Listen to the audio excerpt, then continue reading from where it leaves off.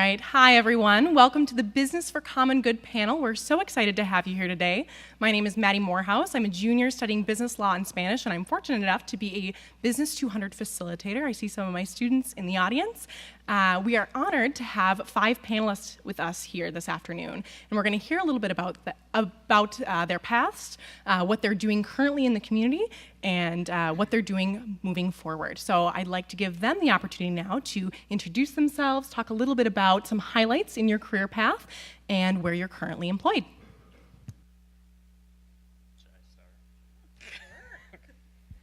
I wanted them to start over there, but we're going to start over here. Hi, everyone. How are we doing today? All right. My name's Adam Rao. I work in corporate strategy and in our FinTech Partnerships division at Sunrise Banks. My career has spanned everything from music to church ministry to being a nonprofit entrepreneur and CEO, and now a corporate strategy consultant. So that's weird.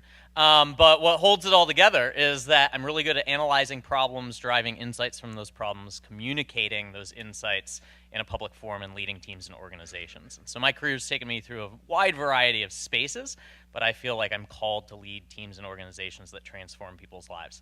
So I was in the nonprofit space. I actually went back to business school, got an MBA from the Carlson School, sorry. And I now actually work in social business. So Sunrise Banks, just quick background, we are a social business. We're a certified B Corp and public benefit corporation, which essentially means we're measuring both our financial profitability as well as the social impact that we create in the community. And hopefully we'll get a chance to chat more about that. Serve on 4 different nonprofit boards right now, and so stay really engaged in that community as well. Hi there, I'm Stephanie Tiger Barnes, and I'm here today with Wells Fargo, and my career is a little bit different. I've been in the profit sector for about 27 years, and I've had the opportunity to do a lot of different things, from leading operations centers, contact centers, but what really motivates me is driving relationships to get results, and I'm passionate about the customer experience. I'm currently in human resources and had the opportunity last 2 years ago to join the board of People Serving People, which is the largest homeless shelter serving children and families right near the Viking Stadium and the Wells Fargo Towers. I'm excited to be here with you today. I'm also very passionate about mentoring and spent a lot of time in the community doing that. Thank you. Good afternoon. My name is Kevin Warren, and I have been with the Minnesota Vikings starting my 15th season. 21st in the NFL. I was born and raised in Phoenix, Arizona. Started my college career at University of Pennsylvania, but graduated from a school in Phoenix called Grand Canyon University. Actually played against St. Thomas when I was in college in basketball. And so I have admired your university from afar for many years. After graduation, I went on and got my MBA at Arizona State, and then finished my law degree at the University of Notre Dame. I practiced law for a couple years. Started my own sports agency, represented players, and got a call to join the St. Louis Rams in '97. And so I was at the Rams during a great run when we won the Super Bowl, the '99 team. Spent 4 years in St. Louis, went on to Detroit. I was vice president of football administration and football legal counsel at the Rams in Detroit. I was senior vice president and general counsel. Spent 2 years there, went back to private practice, and worked 2 years in helping the ownership group buy the Minnesota Vikings. So I spent 2004 and 2005 working on the transaction here. And once the deal closed, I said I would come up for a month to help. And so I've been here. A month has turned into 15 seasons here. And so my current position is Chief Operating Officer. I'm responsible for all the day-to-day business operations and the operation of the team. I'm very, very big in the importance of the community. I think I'm on 5 or 6 nonprofit boards and 2 publicly traded boards.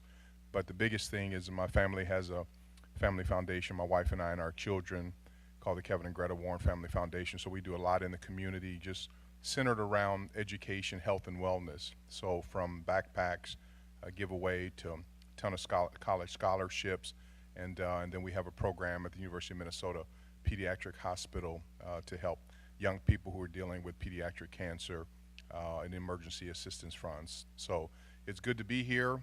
I've been here many years, and I'm truly feel like I'm a Minnesotan. I love Minnesota, and it's good to be back home. I've been on the road for the last 8 days, crisscrossing around the country, and had a great experience over the weekend where we took 50 young people, juniors and seniors here from the Twin Cities through Project Success to see the Museum of African American History and the Holocaust Museum in Washington, D.C. That was a game changer for not only them, some of our players, and for me.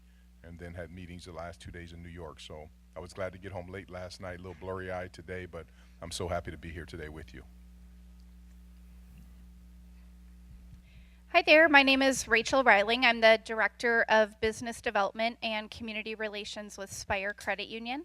And Spire is full service financial, just like some of the other financials that you've heard from today. One of the big differences being that we are owned by our customers. We're a cooperative. And the foundation of our mission is to be engaged in our communities and, more importantly, promoting financial literacy and wellness in the communities. So we do that K through 12 and all the way through our senior living communities. So we kind of say, that we are promoting financial wellness and financial independence for all stages of life. I am very passionate about volunteerism in the community. I serve on a few boards, and then I also have started a lot of different community events, from cleaning up trash and getting folks paired up with seniors in the community, and also adults living with disabilities independently to make sure that they're not experiencing isolation. And then one of the other things that I do and I really love doing is going across the world and volunteering. And so we'll talk a little bit more about that, but my experience in banking has been mostly on the retail side. So everything that you see when you walk into the bank, I've done just about every one of those positions. And now my job is to never be in the office. It's to be out in the community promoting that financial wellness and also advocating for cooperatives.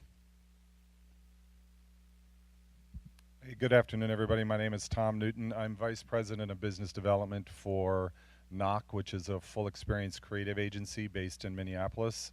Our roots are in retail, so we've worked with Target Corporation for 18 plus years. The Radisson Hotel Group, we've worked with a number of retailers and brands that you would recognize. Over the years, we've also evolved in working in spaces such as higher education, hospitality, medical device, and health and wellness. And I would say that as an agency, we're very entrepreneurial focused. We are one of the few privately owned agencies still yet around. So that gives us a lot of flexibility to be involved in different types of work and also, who we serve and help support in the community. I sit in on Open Arms, which is a board that provides healthy meals to people that are sick and dealing with different illnesses. That was founded back in the 80s by a gentleman by the name of Bill Rowe. And then I also volunteer for Headwaters, which is a disaster relief organization that does work around the country, but also outside of the country as well. And we'll talk probably a little bit more about that later. But we support a number of different agencies in town that involve helping the community. So we work with the Link and with Youth Link. Again, Headwaters. We're involved with Project Success. The founder of our organization, Lily Hall, sits on the board of the Children's Theater and also on the board for Juxtaposition Arts, which is an organization in North Minneapolis supporting youth. So we're very into the community and helping support the community. And I would say almost all of us on the leadership team sit on some nonprofit board in the Twin Cities. It's an excellent transition into my next question. Thank you, Tom. I've noticed from our group here that we have a lot of board involvement. And I'm wondering for our students in the audience, what does it mean to serve on a board? What are your functions? How did you get involved? And what are you doing on a day-to-day or monthly or yearly basis to help these boards out? Go ahead and start. I mentioned earlier I'm on the board of People Serving People. We focus on helping homeless children and families. And at Wells Fargo, community support is incredibly important to us. And so our leadership has certainly goals in the community to help others, and one of those is around helping with homelessness. And so I was asked to not only serve on that board, but to be a liaison with the Wells Fargo community. We are right across the street, and so I've been able to pull in volunteers. From a board perspective, what I've really appreciated is the diversity of experience of the board members. We're really all coming together to help be strategic and use our skills that we've learned in other areas to help make, in this case, people serving people successful. And for me personally, I lead the development committee, and for us that's really about making connections, driving relationships, helping educate around the mission of people serving people, and really being out in the community. So that's been my experience.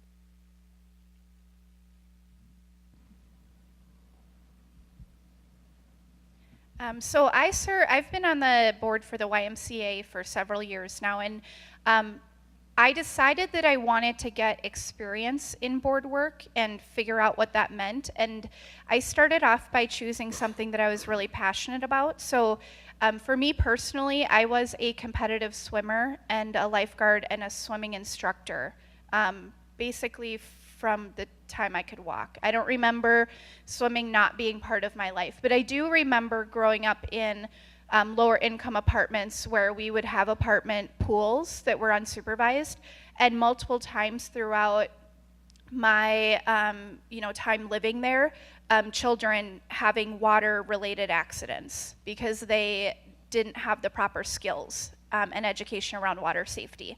And so I started with the YMCA on their board because I really cared about making sure that water safety got out to kids who could not, afford it, and making sure that everyone's safe around pools, specifically around apartment buildings, because they tend to have those unsupervised pools.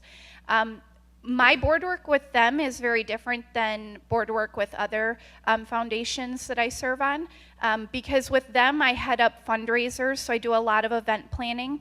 And really, a board is really the governing body of a nonprofit, right? So oftentimes the president, CEO, executive director, that head person of that organization answers to that board of directors, and we will serve as advocates for them when it comes to making financial decisions, making growth decisions, or different initiatives that they want to prioritize.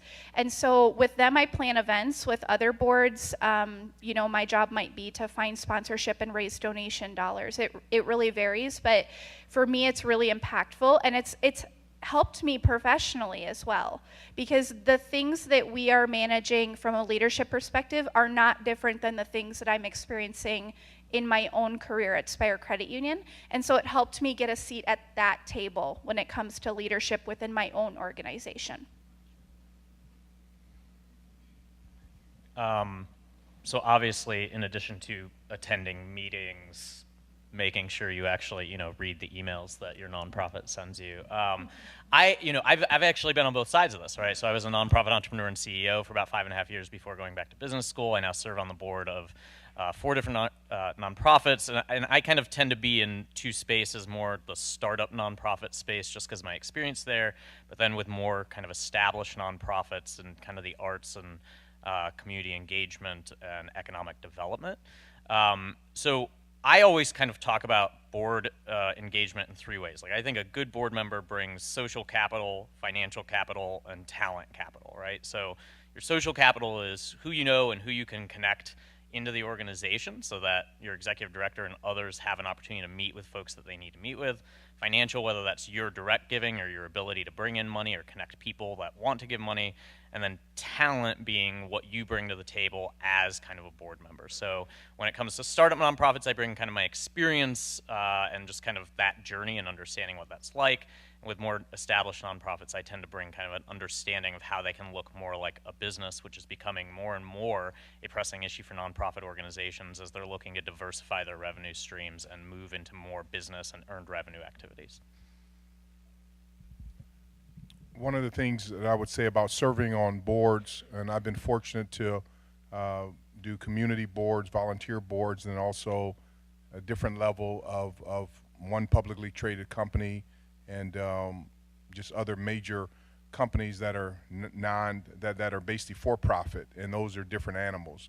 And I will tell you, if you have an interest in helping the community, board service is a way to get involved, because you'll get a chance, as has been stated, to raise money, to organize programs, but primarily is to really, you can have a major impact in ways that you probably could not do individually. And so it does give you a certain kind of viewpoint into what's going on here in the community.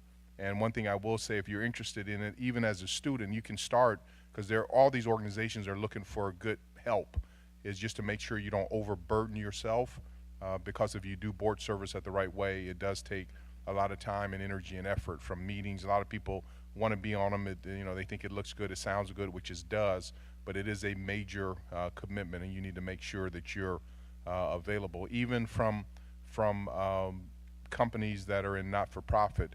And then when you morph into companies that are for-profit, it's even an entire level of responsibility. One of the publicly traded boards that I'm on, we have a responsibility as a board that every board member has to agree to attend at least 75% of the meetings.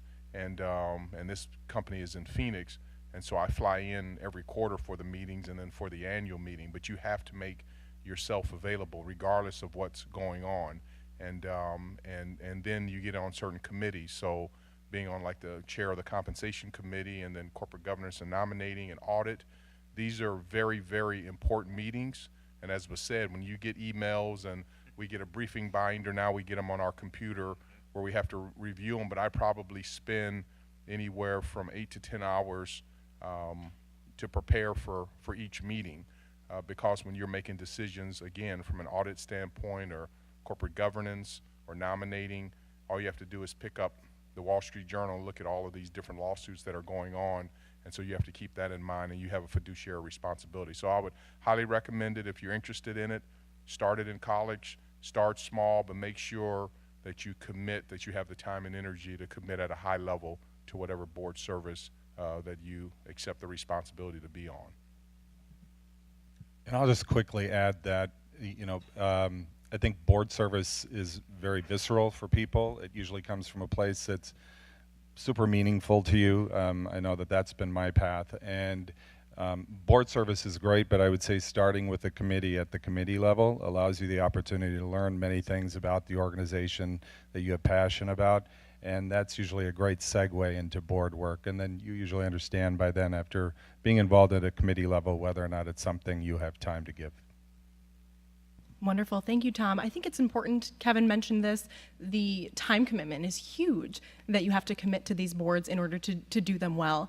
And I was wondering how a young person might be involved or might decide to get involved with a board. Rachel, you mentioned your involvement with the YMCA, and it's something, so water safety is something of such a passion to you, and you want to ensure that that's spread throughout the community.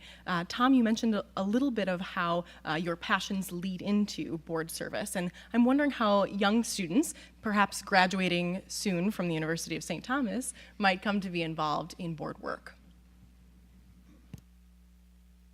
I'll just go ahead and jump in. For me, it was again about something that I was passionate about. Coming to Open Arms, I'm finishing my 8th year on the board there, but I also lived through a time that was founded by Bill Rowe, who was basically cooking for his friend who was dying of AIDS. And for him, it became a very passionate thing. I mean, I think at that time in the 80s, it was such a crisis, and the great thing is it isn't really so much anymore, and that organization has morphed into, providing medically tailored meals for people that are fighting different cancers and ALS, and so it's great to serve those people as well. But for me, I had a direct connection to that because, I watched friends die and, very quickly. Back then in the 80s and the early 90s. So that was my path to Open Arms.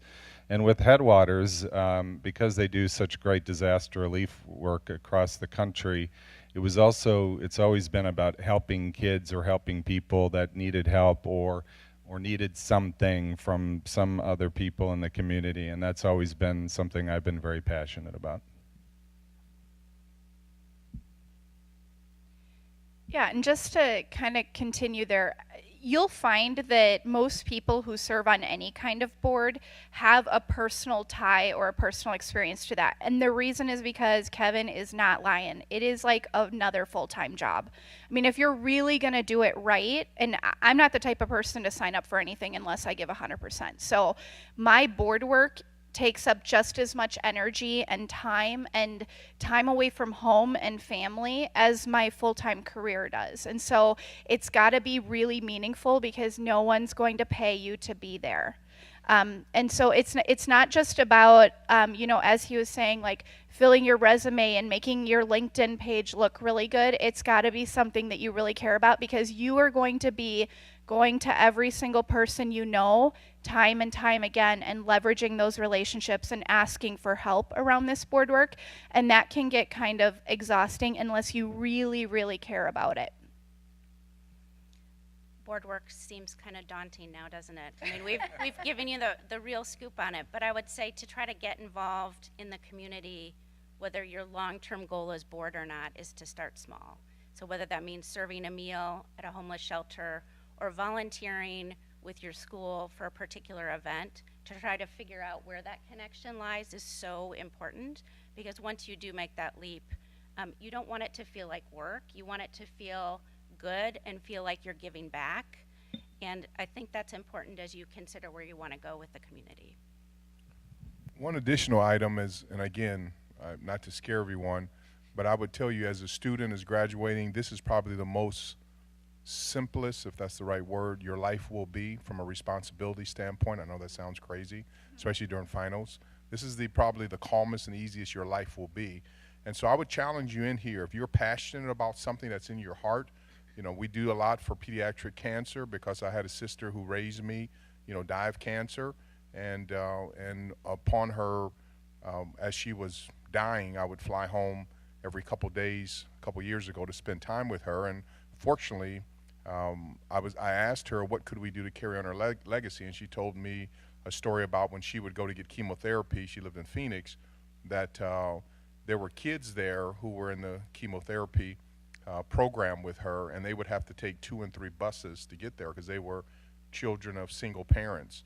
And so they were like latchkey kids. So they would take a bus from Mesa to Tempe and then get on another bus from Tempe to Phoenix and then walk 2 blocks. These are people, young kids with cancer. And so they're, passing out and weak and vomiting in garbage cans, just dealing with the reality of cancer. And she just said, just do something to help the kids. So because it was important to her and she has such an impact on my life, then we created this program at the University of Minnesota called Carolyn's Comforts. And so we created an emergency assistance fund. So there's no red tape. And if you have, because there's a reality of life. There are young girls, 7-year-old, who don't have enough money to buy a wig. And so we can fund wig parties. And there's people who have kids who are getting ready to have surgery here in town that have a flat tire and they won't be able to make it to the surgery because they live in Iowa and they don't have the $150 to get a new tire. And so this fund, people can call and get all these different things taken care of. The reason why I share that with you is if you're passionate as far as what you've heard about something that's happened in your life to you or a loved one, also don't be against the fact of starting something on your own, creating your own program, because I'm sure if we went down the row in here, every person has some story, has some testimony that they can share. So I would challenge you, because this is your life is simple, is to look into your heart and to see if there's something that you want to create, because all of these great things that you've heard that we've been able to be involved with, whether individually or collectively, was started by someone, this meals program. And so you can do it yourself. So take the time, and if it's something you're passionate about, start a program or start a charity or go to create a fund at the local community foundation. But just make sure, I think the biggest thing we want you to walk away with, whether it's board service or you do something individually, is that making sure you give back to this community or any community you're in is very, very important. I would just add that good nonprofit board members are, like, every nonprofit needs board members. So even at a younger age, less work experience, there are plenty of ways to get involved and I think even be on a board. Like, good nonprofits are always seeking good board members regardless of age, income, etc. So certainly you can look at things like the Minnesota Council of Nonprofits and find opportunities to apply for boards. I would actually suggest, like, think in your own mind the social talent, financial capital that you can bring to the table. Being connected to a university like this, it's not really that easy to actually get an audience at universities sometimes. And so the opportunity for a nonprofit to be able to come into a place like St. Thomas, recruit student interns, whatever the case is, you actually bring that to the table in a way that other folks can't. So I think you bring a lot to the table. I think it's a great time to be looking for that. You know, if you want to know more, I'm sure all of us would be happy to chat about that. Something we discuss in class number 3, which is the class that students have just had, is a personal experience that you've had where you have felt that you're making an impact in the community that you're working with, the people that you're working with. So we ask students to share a little snippet, a little story of something that they felt has been really impactful. And I was wondering if you all would be willing to share if you do have a story or an instance of something that's been very impactful for you. Can I start? Yeah, I know, right? I was trying to get it over there, now over here. You know, so the most recent nonprofit that I actually founded and led before going back to business school and kind of helped shape the rest of my career in a lot of ways was a company called Exodus Lending. And we worked on payday lending issues. So we were the first program of its kind to refinance people out of predatory payday debt, get them one-on-one financial coaches and a match savings program. It's gone on to be continued success over the last 4 years, and it's one of the proudest achievements that I have. But you know, I got introduced to this guy. I didn't know what a payday loan was, by the way, when I took over this organization. So if you can learn fast, you can do anything. It's really my belief in life. I got introduced to this guy named Tyron. When I first met him, he was about $3,000 stuck in payday debt and had been that way for about maybe 16 months. Just couldn't get out of this. These loans are structured in a way that you can't get out of them. That's the whole point of them. And, you know, we launched this program. We refinanced his debt. He actually was the first successful graduate of the program. And I was doing this interview with Neil St. Anthony, who's a business reporter for the Star Tribune, with Tyron. And it's this moment I'll just never forget where Neil asked Tyron, and he said, what's the thing that's changed the most since you've been a part of Exodus Lending? And he said, this is the first fall where I can afford to pay for school supplies for my daughter. And I remember this moment where I realized that the CEO in me could create and lead and drive organizations that could do that kind of work, and that's what I wanted to do for the rest of my life. So I have to take a little bit of a tangent into career journey for a second.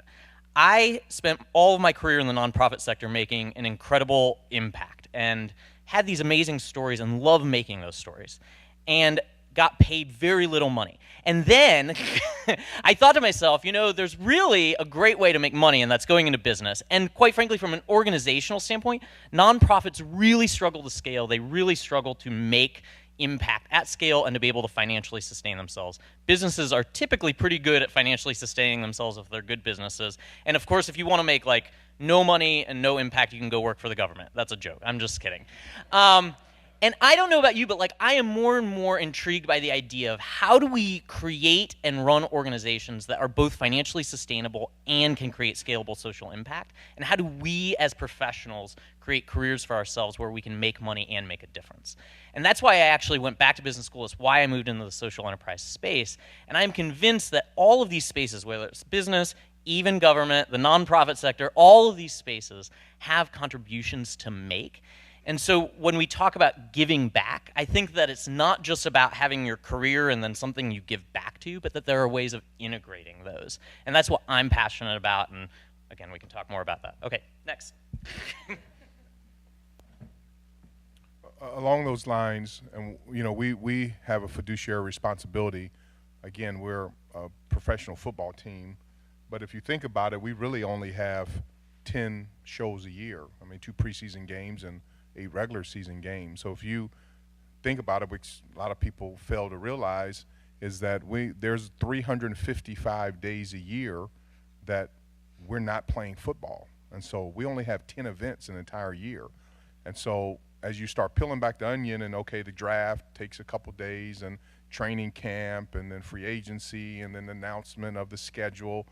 But when you really cut it all back and you think of those 10 events, 2 of them are preseason games. So they're really only 8 days that we have an opportunity to display and show what we're in business for. But that being said, instead of looking at that as a negative, we've challenged ourselves internally, and our Vice President of People and Culture, Laura Juris, is here, is to really, we just launched a new Minnesota Vikings Foundation. And so some of the things that we're going to be doing with education of young students and a food truck is that whether you're in a, I don't want people to think if you go work in big corporate America that you can't have a philanthropic heart, not only individually but in your company, but I think you can. And not only can you, but you have a fiduciary responsibility to do it. There's so many opportunities out there. And one of the great things about, one, how I was raised, the neighborhood that I came from, and then where I live now, is I've got a chance to see the whole spectrum. And as was stated, is that when you really take time with people, they're a majority of people, some may be in this room, I've been there before, who are really struggling just on things that we take for granted. And so one of the reasons why we've given away over 5,000 backpacks with school supplies in it. First year, it landed on our heart to do this program over at Lucy Laney in North Minneapolis. I thought, when I woke up that morning, I thought, yeah, hopefully this will impact a few students today. And when I went there and saw that, you know, there were like 750 students who came through, and I think there were 6 that I saw who had their backpacks and school supplies. A lot of them had their school supplies, if you want to call it that, in plastic kind of Target bags. And that's when it really hit me. Some of the basic core necessities that some of us have grown up with, even if we didn't grow up with a lot of money, that we took for granted, is really important. You know, we do a deal, Team Smile, where we bring in dentists to clean young people's teeth. And I heard a young girl tell her teacher, like 3rd grader, said, "This is the happiest day of my life because now I won't have to share a toothbrush with my brother anymore." And so when you hear some of these really basic events, there are people that don't have, all of a sudden, a young woman who was a talented athlete in the 6th grade, 7th grade, said, "I'm not playing sports this year."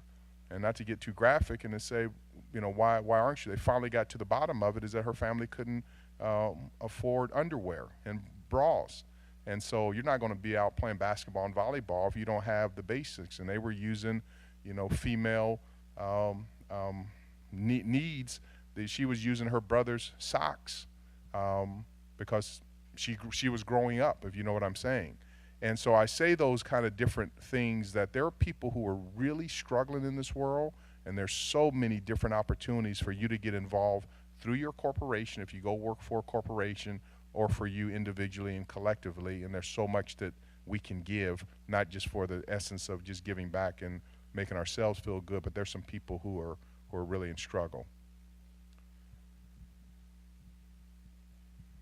I think that's a really good point. And for me, you know, when I was younger and looking for employment opportunities, I thought the most important thing was how big the paycheck was going to be. And I got to a point probably in my later 20s where I just wanted to look in the mirror and feel good about what I did for a living.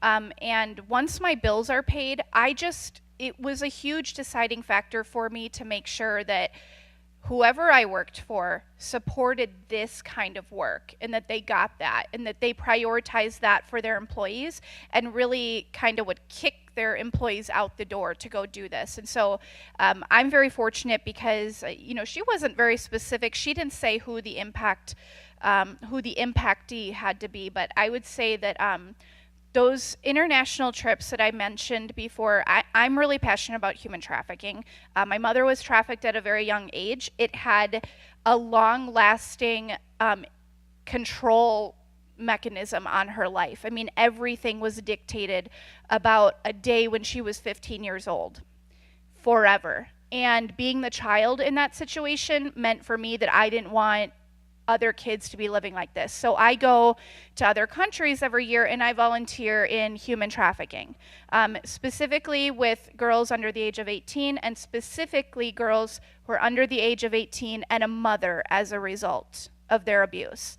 And I would say that, first of all, I'm extremely fortunate because while I do use my own PTO and I pay for it, my boss doesn't have to let me use all of my PTO in one stint.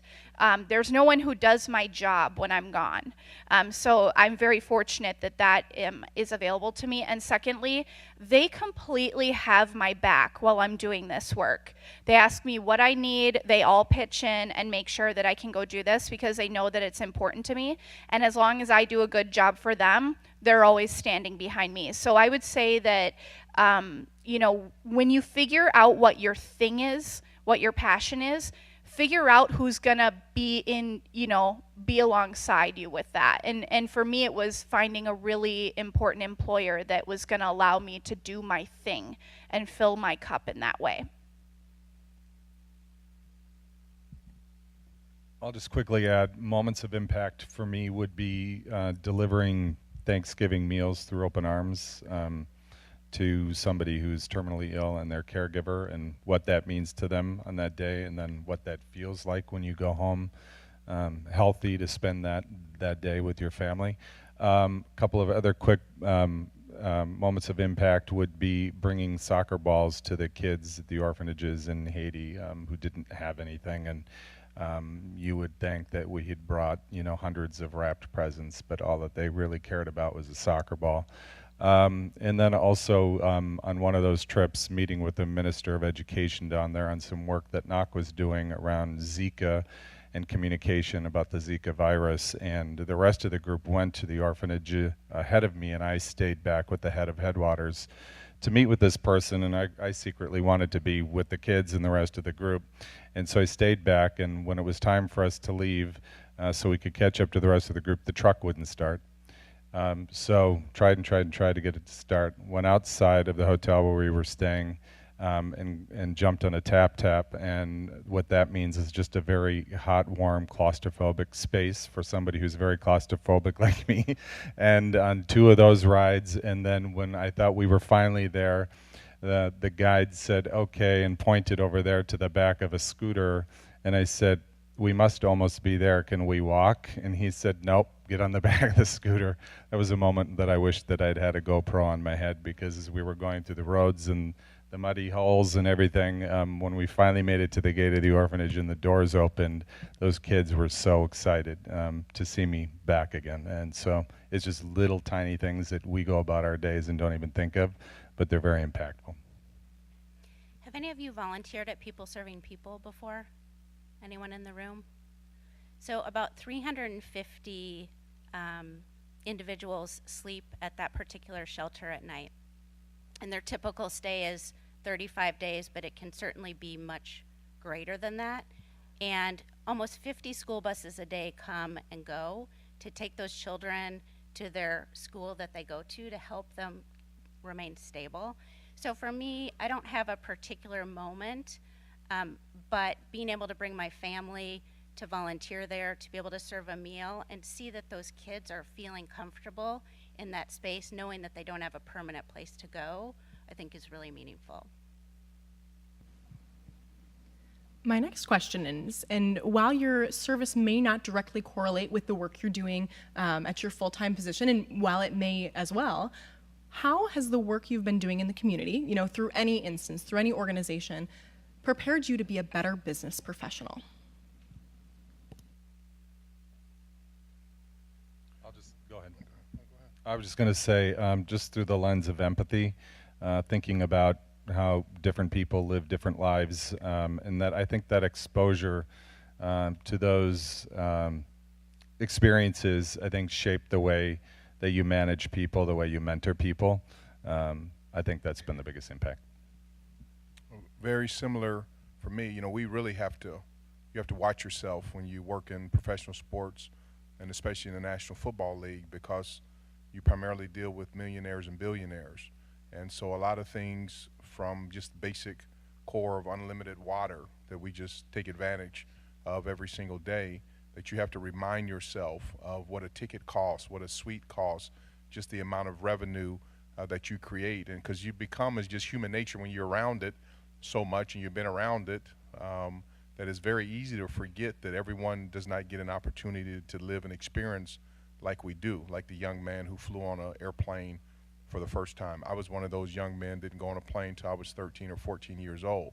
And so, but I think the biggest thing, you have to focus on the platform that you have. So in the National Football League, we have an amazing platform with the Minnesota Vikings to be able to help so many different people in so many different ways. So although we can go about our jobs and our business, but to keep in mind and challenge other people, and that's why we took the 50 students to Washington, D.C. This was not a boondoggle. This was just to open their eyes about some atrocities of history. But then while they're there, they also go see colleges and universities. So hopefully a trip like this that may seem very simple to many people of us in the room will lead some people and to go to college, which they may not have even thought about. So I think what it does, it allows you to do your job and use your platform and to do, like you said, you're it, but in your platform, and then to recognize whether you work for a bank or ad agency or for the Minnesota Vikings, that you have an opportunity to help change the world and lead people to a better place. I really believe that great leaders need to connect with their teams on a personal basis and need to understand what motivates each of them. And so for me, being on a board and being able to share that experience with my team in my day job at Wells Fargo, being able to bring them to that experience and to just have, I think, the language to talk about what's important in the community for each of them as well as me has made me a better leader. I think being able to sit around a table on a board at a nonprofit and meet people from different walks of life, different types of roles, in my case, people who have experienced homelessness, has also made me a more confident leader, because it's given me that ability to drive relationships with people that I would never have met before and understand those different perspectives.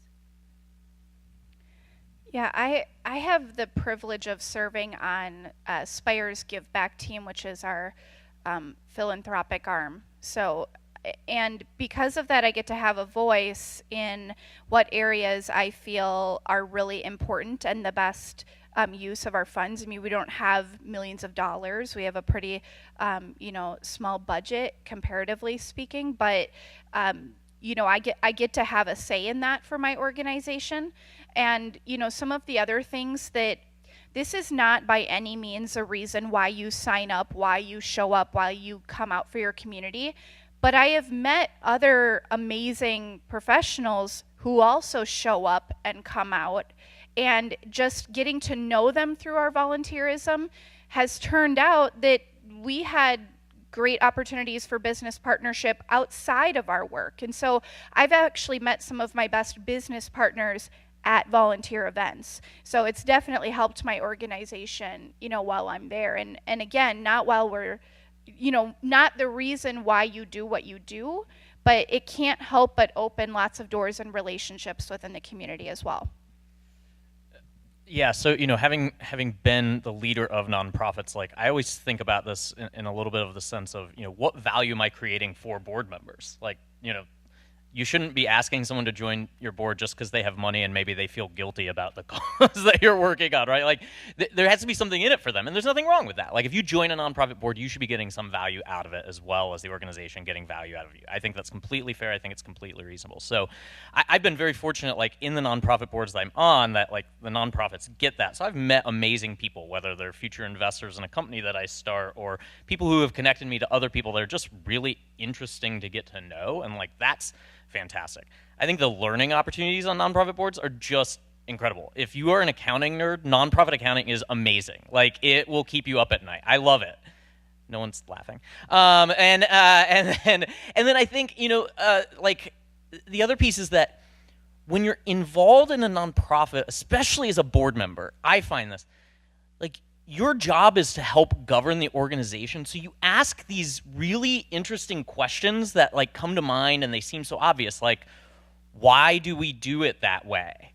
Or why are we thinking about this?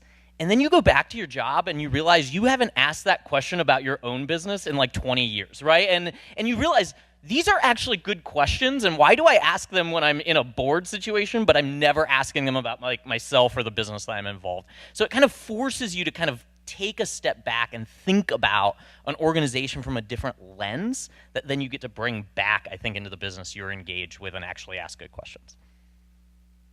Wonderful. Well, I feel very blessed because I've had the opportunity to ask this amazing group of panelists all the questions this afternoon, and I'm curious about what questions you have. So we've been taking in a lot of information throughout the past 45 minutes, and I'd like to now take about 15 seconds and ask you each to come up with a question that you'd like to ask these panelists. So I'll start the clock, I guess.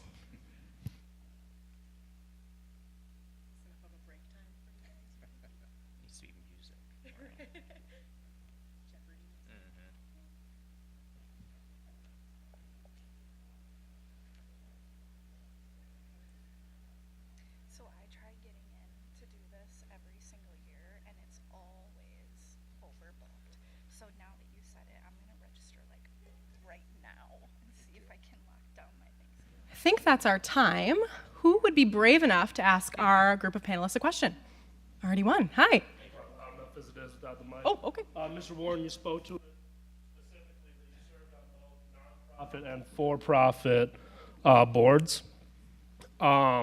Can you speak to, do you feel more pressure serving on one type of board over the other, knowing that a for-profit board has the opportunity to bring in large amounts of income, whereas a nonprofit, as we've seen, sometimes struggle with that problem? That's a wonderful question. And, it's interesting, the two for-profit boards that I serve on, one is Grand Canyon Education. Grand Canyon University went public, and then now is Grand Canyon Education, Inc. So it's in the education sector, but it's a publicly traded company traded on the NASDAQ. So I feel a pressure there, not only one, to give all of my energy and focus so the school and now the education entity can prosper, because we have a fiduciary responsibility to our shareholders. But on top of that, because it's a Christian education environment, I just want to make sure that it's handled with a certain level of touch and decorum, in the right way.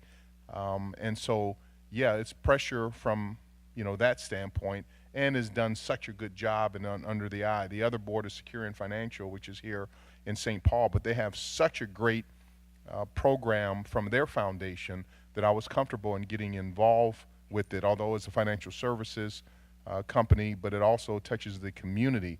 But then on the not-for-profit boards, you do feel, when I say pressure, it's a good pressure, to make sure that you are giving your all and really helping, because you know how dependent people are.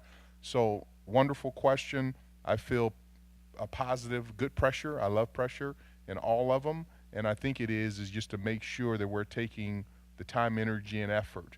And because I am pulled in a lot of different directions, there's some boards that I will tell them, I won't be able to attend all of the meetings, but here are the two things that I feel like I do better than anyone in the world. And when you need those, I'll be there. And I think that's one of the things I've learned, just to be upfront, with people from that standpoint, and they appreciate it. So that's a great question. Never been asked before. So, Thank you. yeah, thank you. All right. What other questions do we have? No questions? You're kidding?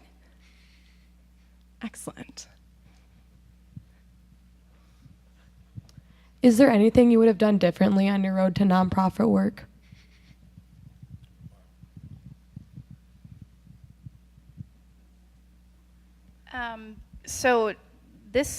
He had a really great point, Kevin did, about being really upfront with your skills.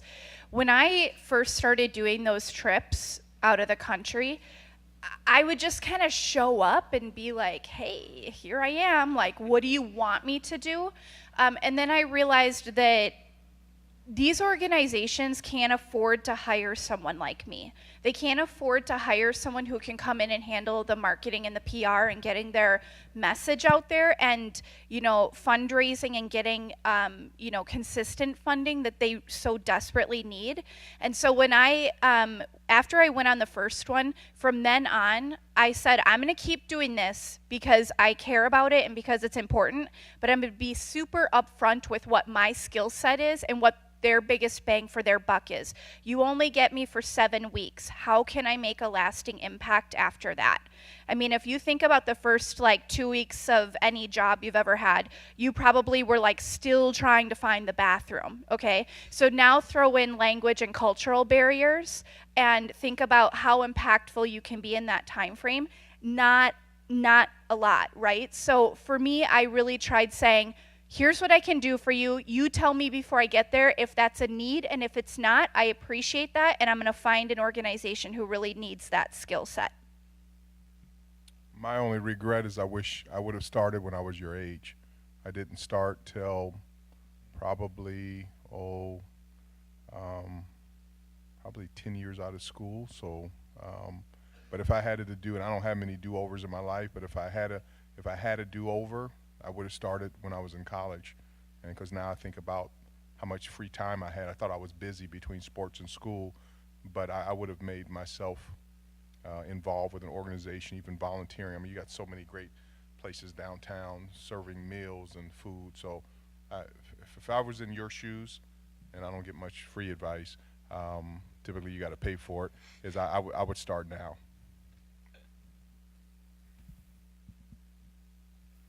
Don't underestimate your value. So don't join a board without going and seeing a board meeting first and making sure it's actually a good fit for you, and it's okay to say no to things. Like, you're going to go through these periods. I've gone through a lot of these where you have to. It seems like you should probably say yes to everything because you want the opportunities, you want to learn, you don't know where you're going yet, and then at some point you got to pare back, and you kind of have this accordion, and that's okay. But I would just say you bring a lot of value to the table, so if you get an invite to be a part of a nonprofit, that's amazing, but don't say yes just because you got the invite. Really make sure it's a good fit. You know, it's an interesting comment. We're in the process right now of starting a Gen Z board at the Vikings, because there's so many decisions. I have 2 college-age kids who really where I get most of I stay up with all the movies and the music and fashion through my kids. But there was a segment in our tickets and sponsorship and social media that I felt that had a void. And so we're in the process now of actually forming a Gen Z board that I'm going to bring in, meet with them 4 or 5 times a year to say, if you sat in my seat, what are some things that we can do better? And so along those lines, you have incredible, value. Right now, you know more than you think you do, and you have more value. So just look for some unique opportunities. I'm sure there's some major corporations right now that may be looking for people in your position, especially who have the heart that you have. All right. Do we have any other burning questions to ask our panelists? I can run really fast to wherever you are in the audience to ask your question. Awesome.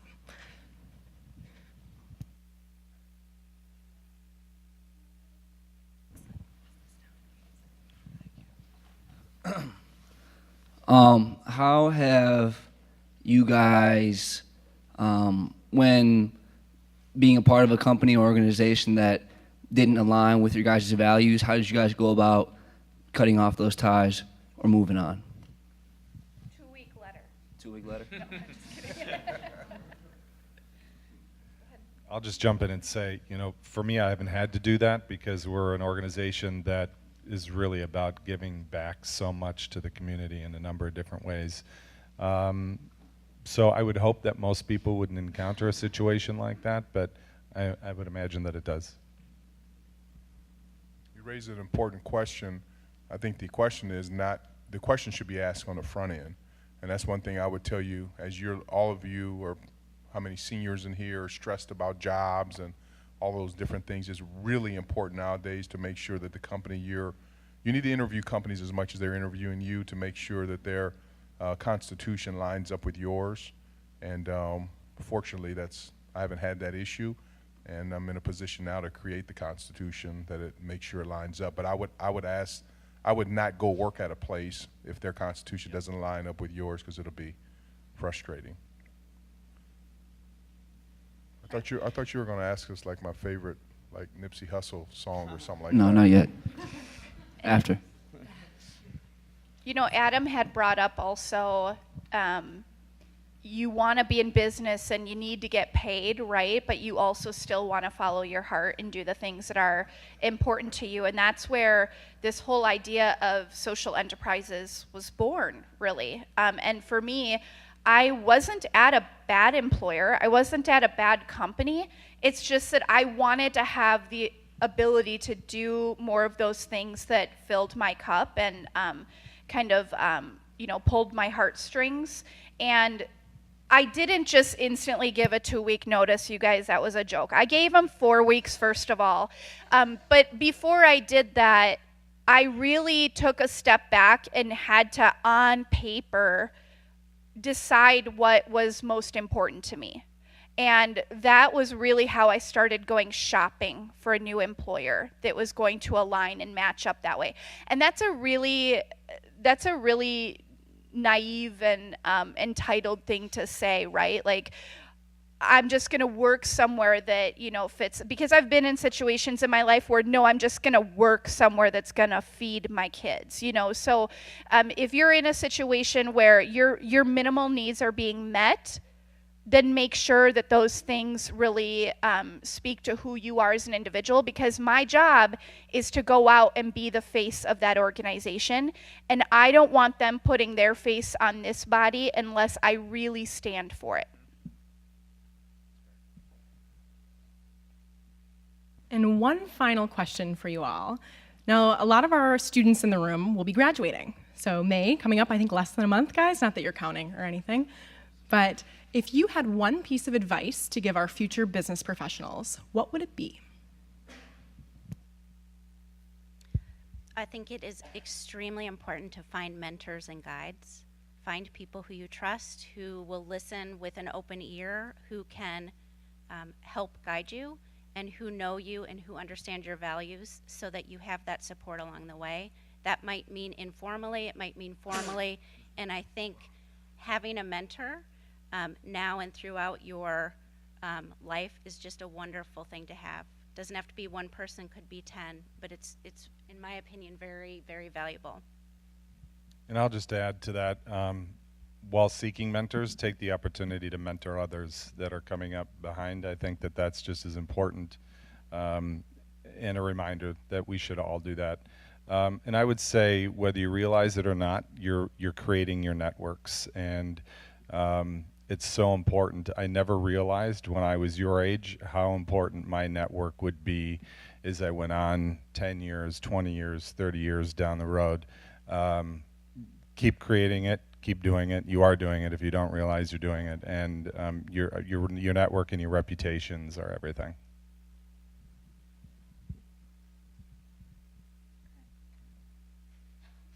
I would say, number one, just eliminate all fear. And I think that's the biggest thing that I see of people, even at my age in the business, 30 years out of school, is that people are still scared. And what helped me, I was run over by a car when I was 12 and should have died. So I figure every day that I lived after that, I wasn't going to hold anything back. And I'm serious with it. But I would just not be scared of anything. That's number one. And then two, protect your reputation / brand above everything. That's most important, above money and anything, is because none of us are in the manufacturing business. You think about it. We don't sell anything. So the only thing we sell is our intellectual capability, our heart, and our reputation and our brand. Because once your brand, your reputation gets tarnished, especially now with social media, it is really, I don't say impossible, it is very difficult to uncover. So all these things that you think you're doing now that really don't matter, that you're willing to do these snap stories and all this stuff on, please watch it. We don't draft anyone now without even checking their entire social media history. So just be very cautious. Keep your phone turned off, and because everyone that you meet is an author, a publisher, a photographer, a filmmaker, and you don't want to be the main story in somebody else's film. So you don't think it matters, but it will matter. And somebody 10 years from now is going to ask you a question about some party that you went to in 2019, and just make sure it's a good party.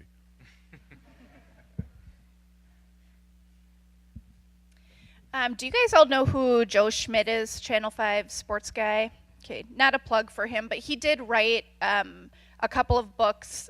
They're called Silent Impact, and they're about having your Mount Rushmore of your personal life. So if you had to decide who have been the most impactful people in your life, and you were going to put them on a Mount Rushmore, who would your 4 people be?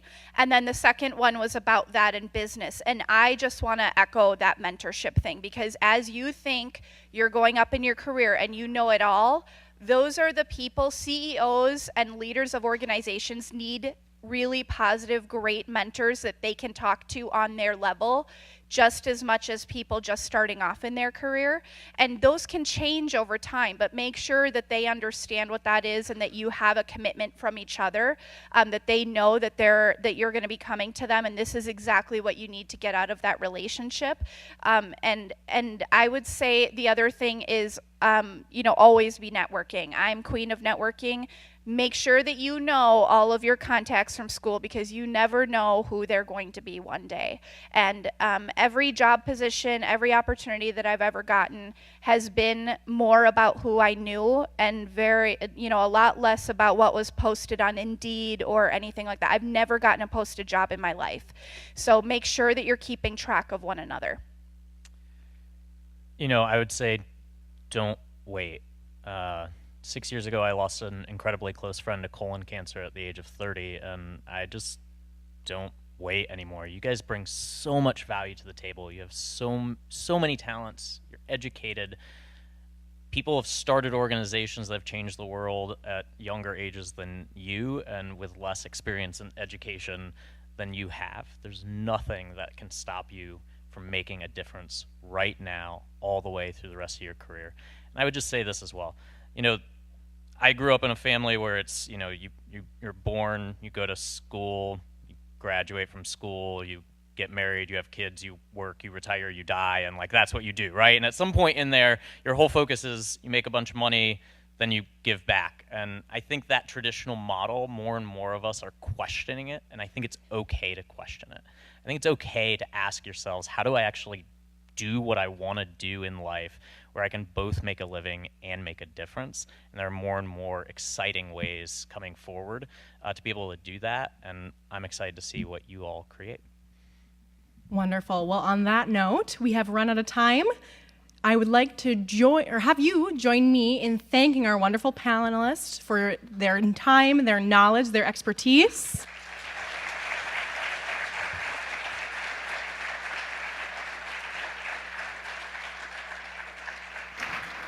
And that concludes our panel. Thank you all for being here.